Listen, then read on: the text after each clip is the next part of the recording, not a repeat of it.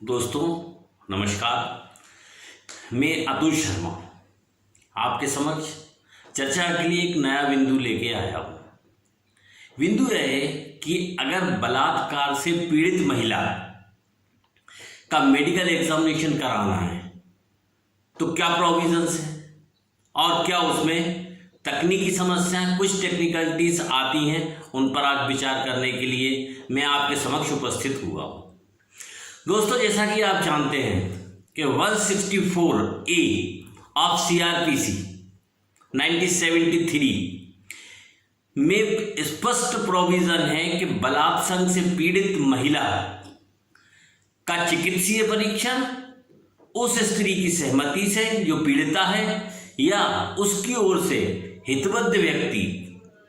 जो उसका हित रखता है, ऐसा व्यक्ति सहमति यदि देता है तो रजिस्ट्रीकृत चिकित्सा व्यवसायी द्वारा, जो शासकीय डॉक्टर हो, महिला डॉक्टर होना आवश्यक है, के द्वारा मेडिकल एग्जामिनेशन कराया जा सकता है। इस सेक्शन में ये भी है कि यदि जहां पर पीड़िता के साथ में बलात्कार हुआ है, यदि वहां पर कोई शासकीय महिला डॉक्टर उपस्थित नहीं है तो निकटतम जहां भी महिला डॉक्टर होगी उससे उसका परीक्षण कराया जा सकता है।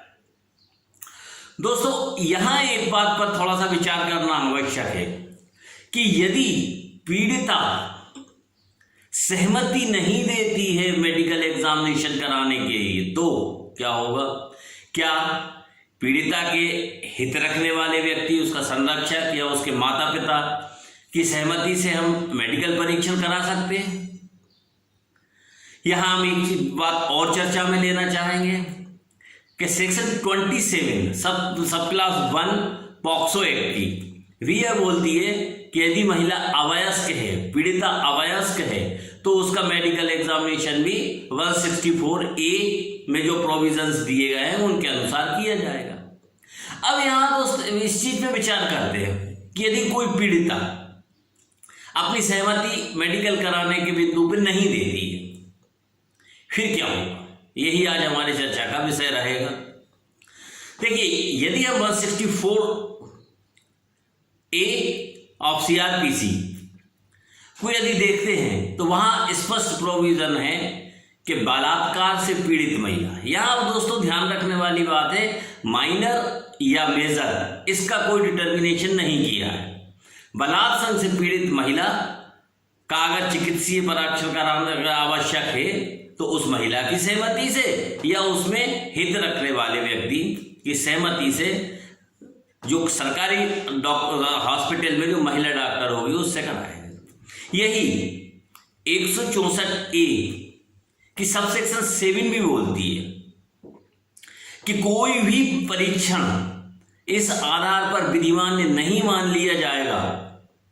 कि वह मेडिकल उसकी पीड़िता की सहमति के बिना या उसमें हित रखने वाले व्यक्ति की सहमति प्राप्त किए बिना मेडिकल कराया गया है। अब यहां अगर एक प्रश्न पे विचार करें कि पीड़िता ने मना कर दिया तो क्या, जैसा कि 164A सब क्लास 1 एज वेल एज सब क्लास 7 में बताया है कि पीड़िता या उसकी ओर से हित रखने वाले व्यक्ति भी क्या सहमति दे सकते हैं? इस संबंध में दोस्तों एक वैसे तो पॉक्सो एक्ट में या CRPC में इस संबंध में कोई प्रोविजन नहीं है, लेकिन एक महिला बाल विकास कार्यालय से एक नोटिफिकेशन जारी हुआ है जिसमें उन्होंने कहा है नहीं, यदि पीड़िता मना कर देती है तो फिर उसका मेडिकल एग्जामिनेशन नहीं किया जाएगा। दोबारा बोल रहा हूं कि अगर पीड़िता, बलात्कार से पीड़िता महिला अगर इनकार कर देती है तो उसका परीक्षण नहीं कराया जाएगा, चाहे उससे हित रखने वाले, उस महिला से हित रखने वाले व्यक्ति ने बेशक सहमति दे दी हो, बेशक कंसेंट दे दी। अब प्रश्न उठता है कि फिर लेजिस्लेशन ने इस प्रावधान को रखा क्यों? तो इस संबंध में दोस्तों मैंने जो अपना अध्ययन किया है उसमें लेजिस्लेशन की भावना मात्र इतनी थी कि यदि वह पीड़िता है, वह बोलने की स्थिति में नहीं है, बलात्कार के बाद बोलने की स्थिति नहीं है, कारण चित्त विकृतता भी हो सकती है, अन्य कोई उसे बीमारी हो सकती है, या उसके साथ में इतना ब्रूटल रेप हुआ है या वो बोलने की स्थिति में नहीं है, अनकॉन्शियस है, तो फिर ऐसी यदि दशा आती है, कैसी कि यदि वो चित्तविकृत है, बोल नहीं सकती, सहमति देने के लिए योग्य नहीं है विधि अनुसार, या फिर उसके साथ ऐसा ब्रूटल रेप हुआ है कि जिसके कारण से वो सहमति देने की स्थिति में नहीं है, तो फिर माता पिता या संरक्षक या उसमें अर्थात वो ये कि उनमें हित रखने वाले व्यक्ति की सहमति से मेडिकल एग्जामिनेशन कराया जा सकता है। लेकिन यदि सामान्य परिस्थितियों में रेप हुआ है, उस दशा में किसी भी दशा में पीड़िता की अनुमति के बिना मेडिकल एग्जामिनेशन नहीं होगा। मेडिकल एग्जामिनेशन पीड़िता पर बल प्रयोग करके नहीं किया जाएगा। यहीं पे यदि हम देखें धारा 53A ऑफ CRPC, उसमें एक्यूज के मेडिकल एग्जामिनेशन के लिए बात कही है। ये धारा खुद कहती है कि यदि एक्यूज का मेडिकल एग्जामिनेशन कराने से कुछ साक्ष्य मिलने की, कुछ साक्ष्य प्राप्त होने की संभावना है, तो एक्यूज का मेडिकल कराने के लिए युक्तियुक्त उचित बल प्रयोग किया जा सकता है। यानी अगर हमें एक्यूज का एग्जामिनेशन कराना है, मेडिकल एग्जामिनेशन, तो बल प्रयोग करके हम उसका एग्जामिनेशन करा सकते हैं। लेकिन बलात्संग की पीड़ित महिला, चाहे वो माइनर हो चाहे मेजर हो, जब तक वो कंसेंट नहीं देगी, फिर मेजर में तो ये चीज अलग ही हो जाती। कानून ये मानता है कि अगर कोई मेजर लेडी है तो वो अपना भला बुरा सब समझती है, उसके बाद भी यदि वो कंसेंट नहीं दे रही है, तो विधि की ये बिल्कुल मंशा नहीं है कि उसके हितैषियों की सहमति लेकर उसका मेडिकल एग्जामिनेशन करें। क्योंकि आफ्टर ऑल मेडिकल एग्जामिनेशन तो होना उस महिला ही का है, और महिला तैयार नहीं है, तो इसका तो एक ही उपाय बचता है कि उस पर बल प्रयोग करके मेडिकल एग्जामिनेशन करना पड़ेगा, जिसके लिए कॉन्स्टिट्यूशन भी अधिकार नहीं देता, क्योंकि उसके राइट टू प्राइवेसी, निजता के अधिकार का वायलेशन होता है। और कोई कानून भी परमिशन नहीं देता